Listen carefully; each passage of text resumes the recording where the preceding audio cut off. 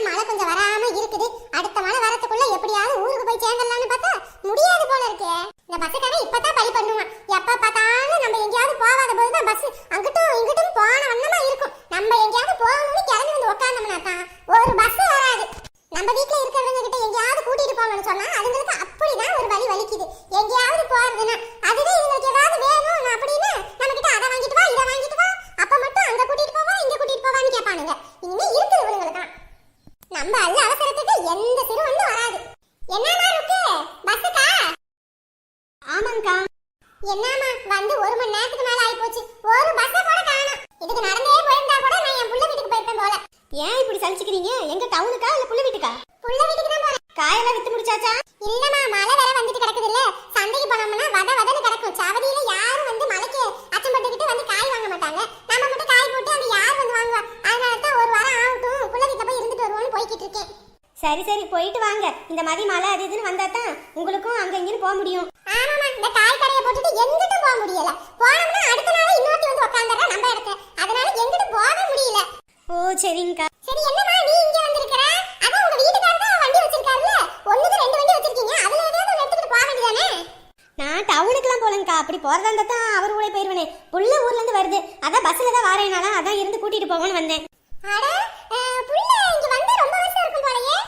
ஆமாங்கக்கா, அததான் சின்னதுலயே ஹாஸ்டல்ல சேர்த்து விட்டோமே. அதனால அங்கேயே படிச்சுக்கிட்டு அங்கேயே இருக்கிற. இப்பதான் வார ஊர்ல இருந்து.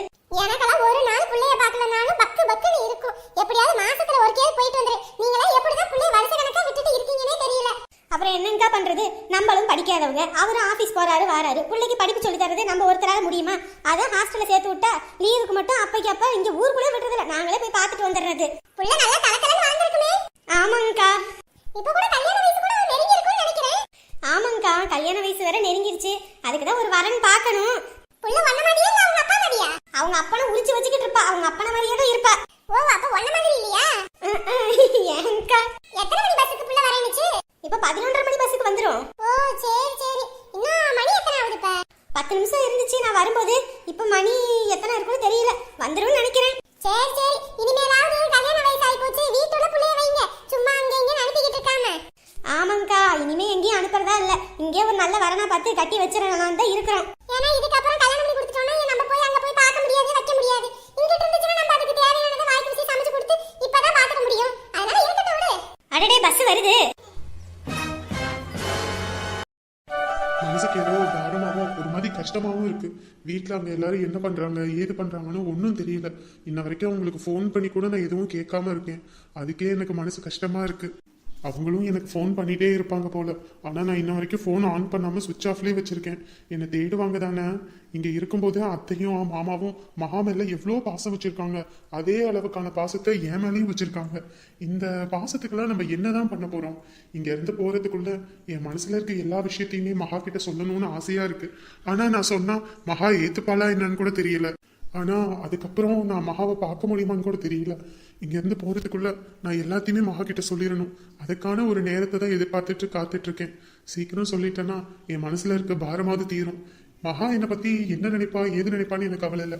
ஆனால் என் வீட்டுக்கு வந்தா அவளை நான் சந்தோஷமா பார்த்துப்பேன்னு மட்டும் எனக்கு தெரியும். அட சொல்லி வாய் மூடல, அதுக்குள்ள மழையே வந்துருச்சு. மழைனா மகாவுக்கு ரொம்ப பிடிக்கும்ல. இந்த மலையில அவ கூட ஒன்னாதான் இருக்க முடியல. இருந்தாலும் இந்த மலையை ரசிச்சுக்கிட்டு அவளோட நினைப்பிலே இருந்துடலாம் போல இருக்கு. ஹை, மழை வருது. எத்தனை நாள் ஆசை மலையில போயிட்டு டான்ஸ் ஆடணும்னு. ஆனா அம்மாவும் அப்பாவும் எல்லாரும் இருப்பாங்க. என்னைக்கு என்னை வெளியவே அனுப்ப மாட்டாங்க. மலையில நனைஞ்சாலும் காய்ச்சல் வந்துடும் தலைவலி வந்துடும் வெளியவே விட மாட்டாங்க. இன்னைக்கு வீட்டுல யாருமே இல்ல. இன்னைக்கு போய் மலையில ஒரு டான்ஸ் போட்டுற வேண்டிதான். என்ன மகாவோட சத்த மாதிரி இருக்கு? ஒருவேளை மகாதான் மேல வரலா? சாமி, எப்படியாவது என் பிள்ளைக்கு ஒரு நல்ல வாக்க சொல்லுங்க. அடி வயிற்றுல புலி கரைக்குது. என்னடா இவரு வந்ததுல இருந்து கண்ணை மூடிக்கிட்டே இருக்காரு. இவரு தியானத்துல இருக்காரா இல்ல தூங்குறாரா? ஒன்னும் புரியலையே. ஏம்மா என்னவுமா? ஏம்மா, நம்மளும் வந்ததுல இருந்து பாக்குறோம் இவரு கண்ணை மூடி உக்காந்தபடியே இருக்காரு. எழுப்பி விடுமா, தூங்கிட்டது இருக்க போறாரு. ஏண்டி, ஜோசியக்காரர் வீடுன்னு பாக்குறேன். இல்லன்னு வச்சுக்க வாயில வண்டையா வந்துடும். வாய் மூடிக்கிட்டு இருடி. உனக்கொசரம் இங்க வந்து உட்காந்துருக்கேன். என்ன வார்த்தை பேசிக்கிட்டு இருக்கா? என்னையே குறை சொல்லு. ஷோ சாமி, இந்த பைத்தியத்தெல்லாம் புள்ளன்னு வச்சுக்கிட்டு நான் இன்னும் என்னென்னலாம் பட்டு சீரழியணுமோ தெரியல. அப்பாடா, தூங்கல போல இருக்கு, முழிச்சிட்டாரு. சாமி, அங்க இருக்கிறது என் நாத்தனார். என் நாத்தனாருக்காகத்தான் இங்க வந்திருக்கோம். ஏதாவது குறை இருந்தாலும் சொல்லிருங்க, அதுக்கேற்ற பரிகாரத்தையும் சொல்லிருங்க. அவளுக்கு ஒரு நல்லது நடக்கணும்னு இங்க வந்திருக்கோம். நீங்க தான் நல்ல வாக்கு சொல்லணும். ஐயா, போகாத கோயில் இல்ல, பண்ணாத பரிகாரம் இல்ல, எல்லாமே பண்ணி என் புள்ள வாழ்க்கை ஒன்றும் இல்லாம ஆயிப்போச்சு. என்ன பண்றது ஏது பண்றதுன்னு ஒன்றும் புரியல. இப்போ உங்களை தான் நம்பி வந்திருக்கோம். இவளுக்கு ஒரு நல்லது நடக்கணும்னு வந்திருக்கோம். அது நடக்குமா இல்ல நடக்கிறதுக்கு தாமதம் ஆகுமா, அதை நீங்க தான் பார்த்து சொல்லணும். ஆத்தாடி, மறுபடியும் கண்ணை மூடிட்டாரா? வந்ததுலேருந்து கண்ணை மூடி திறக்கிறதுக்கே 1 மணி நேரம் ஆச்சு. இப்போ மறுபடியும் கண்ணை மூடி இருக்காரு. இன்னும் கண்ணை திறக்க எத்தனை மணி நேரம் ஆகும்னு தெரியலையே. ஐயோ சாமி, காலையில் வரும்போது சாப்பிடாம வேற வந்துட்டேன்.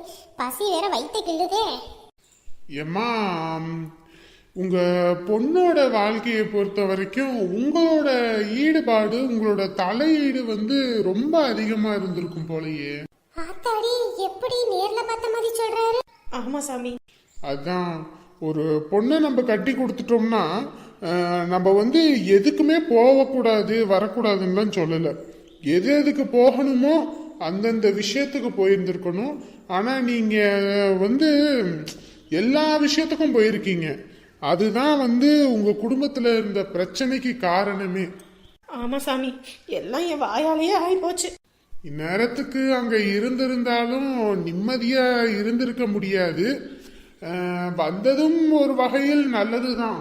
ஏன் சாமி அப்படி சொல்றீங்க? இல்லம்மா, இந்த பொண்ணோட காலகட்டத்துக்கு இப்போதைக்கு கணவனை பிரிஞ்சு இருக்கணும்னு இருக்கு. இப்படியே அவங்க சேர்த்து வச்சாலும் பின்னாடி உயிருக்கு ஆபத்து வந்திருக்கும். பிரிஞ்சது நல்லது. ஐயோ, என்ன சாமி இப்படி சொல்றீங்க? அது நல்லதுக்கு தாம்மா.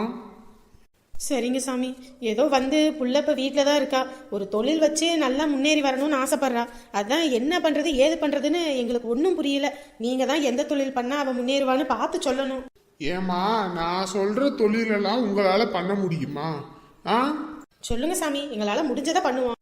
ஏமா, இங்க பாருங்க, அவனுக்கு என்னென்ன இதுல ஈடுபாடு இருக்கோ அதுல அவன் கலந்துக்கிட்டு அதுல அவன் முன்னேறி முயன்று வந்தானா மட்டும்தான் அவன் வாழ்க்கையில ஜெயிக்க முடியும். அதை விட்டுட்டு நான் சொல்றதாலேயோ நீங்க சொல்றதாலேயோ உங்க பிள்ளையோட வாழ்க்கை மாற போறது இல்ல. அவங்க தான் முழு முயற்சி எடுக்கணும். ஆனா இவங்க முகத்தை பார்த்தா எந்த ஒரு முயற்சியும் எடுக்கிறது இல்லை. யாரையாவது கெடுக்கிறது, யார் காலையாவது வாரி விடுறது, இந்த வேலைய சரியா பண்ணுவாங்க. இது உண்மையா பொய்யா? என்ன நேர்ல பார்த்த மாதிரி சொல்றாரு? என்னமா, உண்மையா பொய்யா? அப்படிதான் சாமி. இந்நேரத்துக்கு இந்த பொண்ணுக்கு இருந்த அறிவுக்கு எப்படியெல்லாம் இருந்திருக்கலாம். ஆனா இந்த பொண்ணுக்கு இப்ப இருக்க கிரக புத்திய பொறுத்து இந்த பொண்ணுக்கு எந்த தொழிலை நீங்க வச்சு கொடுத்தாலும் அதுல லாபம்ன்ற ஒண்ணு இருக்காது. ஏன்னா இந்த பொண்ணுக்கு புத்தி மழுங்கி போயிருச்சு. என்ன சாமி இப்படி சொல்றீங்க? இல்லம்மா, நான் அதுக்காக சொல்லல. ஒரு நேரம் இருக்க குணம் ஒரு நேரம் இந்த பொண்ணுக்கு இருக்கிறது இல்ல. அப்படித்தான் இருக்குது. ஒரு நேரம் தொழில் பண்ணி முன்னேறணும்ன்றா, இந்நேர நேரம் எதையுமே கண்டுக்காம அவ பாட்டுக்கு அவ போக்குல இருக்கா. என்ன பண்றதுன்னு எனக்கு ஒன்னும் புரியல. இப்போதைக்கு இந்த பொண்ணுக்கு எந்த தொழில் நீங்க வச்சு கொடுத்தாலும் அதுல இந்த பொண்ணுக்கு லாபம்னு ஒண்ணுமே வராது. கையில இருக்கிறது எல்லாம் போய் ஆண்டியாய் நிக்க வேண்டிய பொழப்புத்தனம். இந்த நேரத்துல எதையுமே நீங்க வச்சு கொடுக்காம இருக்கிறது நல்லது. ஒரு 2 மாசம் போகட்டும், அதுக்கப்புறம் எந்த தொழில் வச்சு கொடுத்தாலும் இந்த பொண்ணு டாப் டக்கரா வரும். என்ன சாமி இப்படி சொல்றீங்க? 2 மாசம் வரைக்கும் இந்த புள்ள என்ன பண்ணுவா? அதான் சொல்றேன்லம்மா, இப்ப வச்சு கொடுத்தாலும் உங்க கையில இருக்கிறது மொத்தமா போயிடும். ஏன்னா இந்த பொண்ணுக்கு ஒரு புத்தி இல்ல. யார் பொழப்பையாவது கெடுக்கலாம், அந்த பொழப்ப நம்ம பண்ணலாம், இந்த பொழப்ப நம்ம பண்ணலாம், அவங்கள காலவரி விட்டு நம்ம முன்னேறி வரலாம் அப்படின்ற குணம் தான் இப்ப இந்த பொண்ணுக்கு முழுமையா இருக்கு. சொந்தம் பந்தம் யாரு பேச்சையும் கேட்காது, அது பாட்டுக்கு தான் இருக்கும். அதனால இப்போதைக்கு எதுவும் பண்ணாதீங்க. 2 மாசம் பட்டு திருந்தி அசிங்கப்பட்டு அவமானப்பட்டு துக்கப்பட்டு துயரப்பட்டு எல்லாமே பட வேண்டிய இந்த சஞ்சாரத்துல இத பட்டு முடிஞ்சதுன்னா அதுக்கப்புறம் அந்த பொண்ணு வாழ்க்கை நல்லா போயிடும். நீங்க சொன்னதை கேட்டதுமே என் மனசுல இருக்கிறது எல்லாம் போயிருச்சு. என்ன சாமி இப்படி சொல்றீங்க? நான் சொல்லலமா, இவங்களோட கிரகநிலை சொல்லுது. மற்றபடி நீங்க ஒரு 2 மாசம் பொறுங்க, அவ்வளவுதான். வேற ஏதாவது கேட்கணுமாமா? சாமி, என் அண்ணன் குடும்பத்துக்காக கேட்கணும். அண்ணனும் அண்ணி வீட்டுல சண்டை பிரச்சனை, அதனால மாப்பிள்ளை கூட இப்ப எங்க கூட தான் இருக்கான். ஏதாவது ஒரு பரிகாரம் சொல்லுங்க, இல்ல உங்க குடும்பத்துல இருக்க பிரச்சனை தீர்றதுக்கு தான் ஒரு வழி சொல்லுங்க. நம்ம பிரச்சனைக்கு வந்தா இவங்க அவங்க குடும்பத்து பிரச்சனையை தீர்க்கறாங்களாம். இதுக்கு தான் நம்ம வந்தோமா. ஏமா என்னடி? அதான் அவங்க பாக்குறாங்கல்ல, நம்ம எதுக்கு இங்க உக்காந்துக்கிட்டு, வா நம்ம போவோம். வாய் மூட்டு உக்காரு, நமக்கொசரம் அவ வந்தால சும்மா அது இதுன்னு பேசிக்கிட்டு இருக்காம. சரி, அப்ப நீ உக்காந்துரு, நான் போறேன். ஐயோ, பாட படுத்தி தொலையாத, போறேன்னா போ. ஏம்மா, இப்போதைக்கு அவங்க குடும்பத்துல இன்னும் ஒரு பிரச்சனை ஒன்று, பெரும் பிரச்சனை வரப்போகுது. அது ஒரு சுப காரியத்துல வரப்போகுது. அந்த பிரச்சனையில தீர்வு உன் குடும்பத்துல இருந்து அவங்களுக்கு கிடைக்க போகுது. என்ன சாமி நீங்க சொல்றது ஒண்ணுமே புரியலீங்களே. காலம் வரும்போது அதுக்கான பதில் உனக்கு புரியுமா? கொஞ்சம் தெளிவா சொல்லுங்களே. நான் சொன்னதுலே பல தெளிவு இருக்கு, நீங்களே பொறுத்து புரிஞ்சுக்குவீங்க. சரிங்க சாமி, அப்போ அவங்கள ஒண்ணு சேர்ந்துருவாங்க தானே? சேர்றதுக்கான காலமும் வந்துருச்சுமா, நீ கவலையே படாத. அது போதும் சாமி. சாமி, எவ்வளவு காசு வைக்கணும்? உன்னால முடிஞ்சது. வெளியே உண்டியல் இருக்கு, காணிக்கையா போட்டுட்டு போமா. சரிங்க சாமி, அப்ப நாங்க வரோம். அப்ப நானும் வரேங்க. சரிங்கம்மா, போயிட்டு வாங்க. என்ன புள்ளைகிட்ட போன் பேச முடியலன்னு சோகத்துல மூழ்கிட்டாரோ? இந்த என்னங்க என்ன எப்பயும் போனும் கையுமா இருப்பீங்க, இன்னைக்கு ஒரு சத்தத்தையும் காணோம், ஒன்னையும் காணோம். வெளியே அடமலை வெளுத்து வாங்குது, பார்த்தா தெரியலையா? ஓ, அதனால தான் இன்னைக்கு போன் எடுக்காம இருக்கீங்களோ? போன் எடுத்து நான் நல்லா போன் பேசுவேன், நல்லா இடி இடிக்கும். அந்த நேரம் பார்த்து காதல வச்சிருக்க போன் வெடிக்கும். அப்புறம் ஒரே தான் இவனுக்கு சாமி கும்பிட்டுலாம்னு நினைச்சிட்டு இருக்கியோ? அட கடவுளே, எனக்கு அப்படி எந்த ஒரு எண்ணமும் கிடையாது. உங்களுக்கு வேணா அந்த மாதிரி எண்ணமெல்லாம் இருக்கும். தா கிளவி, நீ சகுனி கிளவின்னு எனக்கு நல்லா தெரியும். எனக்கு ஏதாவது ஆகணும்னு நீ வேண்டுவனும் எனக்கு தெரியும். இந்த நல்ல மாதிரி நடிச்சுக்கிட்டு தெரியாத.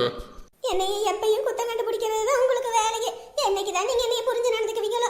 கல்யாணம் ஆகி நமக்கும் பேர பிள்ளைங்க ஆகி அதுங்களுக்கு இன்னும் கொஞ்ச நாள் கல்யாணம் ஆகும், அதுங்களுக்கு குழந்தை குட்டின்னு வரும். அந்த இது வந்தாலும் நீங்க என்ன புரிஞ்சுக்க போறது கிடையாது. உன்னைய புரியாமையா நான் பேசிக்கிட்டு இருக்கேன்? உன்னைய உங்க பெத்தவங்க புரிஞ்சுக்கிட்டதை விட நான் தான் அதிகமா புரிஞ்சுக்கிட்டேன். ஏன்னா நான் தானே இத்தனை வருஷமா உன் கூட குப்பை கொட்டிக்கிட்டு காலம் தள்ளிக்கிட்டு இருக்கேன். நானா இருக்க போக என்கிட்ட நீ காலம் தள்ளுற. இது வேற எவனையாவது கட்டியிருந்த அவ்வளவுதான் உன் நிலைமை. ஆமா, உங்க பெருமைய நீங்களே சொல்லிக்கங்க, ஊர்ல உள்ளவங்க எல்லாரும் உங்களை மெச்சுப்பாங்க. ஓ அப்படியா? வேணா போய் ஊர்ல 4 பேர் வீட்டுல போய் கேட்டு வாவே, வீட்டுல எல்லாரும் எப்படி வீட்டம்மாவை நடத்துறாங்கன்னு. அதையும் போய் நீங்க கேட்டு தெரிஞ்சுக்கோங்க, வீட்டுல இருக்கிற பொண்ணுங்களுக்கு எப்படி மரியாதை கொடுக்கறாங்கன்னு. டா என்கிட்ட இந்த வேலைத்தனம் எல்லாம் காட்டிக்கிட்டு இருக்காத. ஏற்கனவே பல கோபத்துல இருக்கேன். ஏன், என்ன கோவம்? உன் பேராண்டிக்கு பொண்ணு பார்த்தேன்ல, அவங்க வீட்டுல இருந்து போன பண்ணி கழுவுன்னு எனக்கு கழுவி ஊத்திட்டாங்க. ஆமா, நீங்களும் உங்க பொண்ணு ஆட்டத்துக்கு களி ஊத்தாம வேற என்ன ஊத்துவாங்க? இந்தா சும்மா என்னை கோபப்படுத்திக்கிட்டு இருக்காத. அப்புறம் ஏதாவது பேசிவிட்டேன்னா அப்புறம் பேசிவிட்டேன்னு சொல்லிடுவேன். அதனால கம்முன்னு இரு, வாயை கலராத. ஏற்கனவே ஆத்திரத்துல இருக்கேன். என்னவா, என்ன சொன்னாங்க? என்னத்த சொல்லுவாங்க? யோ வெள்ளை சட்டை, உன்னையெல்லாம் ஒரு ஆளுன்னு நம்பி உன்கிட்டயும் போயிட்டு என் வீட்டுல பொண்ணை வந்து பாரியான்னு சொன்னேன்ல, எனக்கு இதுவும் வேணும் இதுக்கு மேலையும் வேணியா. நீயும் அப்ப வருவ இப்ப வருவ அப்ப வருவ இப்ப வருவன்னு பார்த்தா என் பிள்ளைக்கு கல்யாணமே ஆகி போச்சு. இன்ன வரைக்கும் நீ வந்த பாடு இல்லைன்னு சொல்லி என்னை அவ்வளோ அசிங்கப்படுத்தி அவமானப்படுத்திட்டாங்க. இதுதானே நான் நினைச்சது. நான் சொன்னேன்ல, ஊர் உலகத்துல நான் கீழே விழுந்தா சந்தோஷப்படுற ஆளு நீ தான். அவங்க என்ன அசிங்கப்படுத்திட்டாங்கன்ற நீ எப்படி எக்க பத்தி இழுச்சுக்கிட்டு இருக்கியோ? ஐயோ, நான் எதை சொன்னாலும் நீங்க வீம்புக்கு போய் நிப்பீங்க. நான் என்ன பண்றது? கடவுளா பார்த்து என்ன செய்யணும்னு நினைக்கிறாரோ அதை தானே செய்வாரு. கடவுளா பார்த்து செய்யறதுக்கு முன்னாடி நீ என்னை ஏளனமா நினைக்கிறதுக்கோசரமே நான் ஒண்ணு செய்ய போறேன். அதை பார்த்து நீ ஆடி போக போற பாரு. பண்ணுங்க பண்ணுங்க, உங்களுக்கு என்னென்னலாம் பண்ணணும்னு தோணுதோ எல்லாத்தையும் பண்ணுங்க. அந்த கடவுள் பார்த்துக்கிட்டு தான் இருக்கிறான். இதா முனியம்மா, என்னையே பதச்சுக்கிட்ட. இதுக்கப்புறம் பாரு என்னோட ஆட்டம் எப்படி இருக்க போகுதுன்னு. வயசான காலத்துல ரொம்ப ஆடாதீங்க, அப்புறம் பூமாதேவியால தாங்க முடியலன்னு சொல்லி நிலத்தை பொழந்துற போது நல்ல தப்புக்கடின்னு விழுந்துருவீங்க. அப்புறம் யாராலையும் காப்பாற்ற முடியாது. முனியம்மா, என்ன பகச்சுக்கிட்டல இருக்கு, உனக்கு இருக்கு.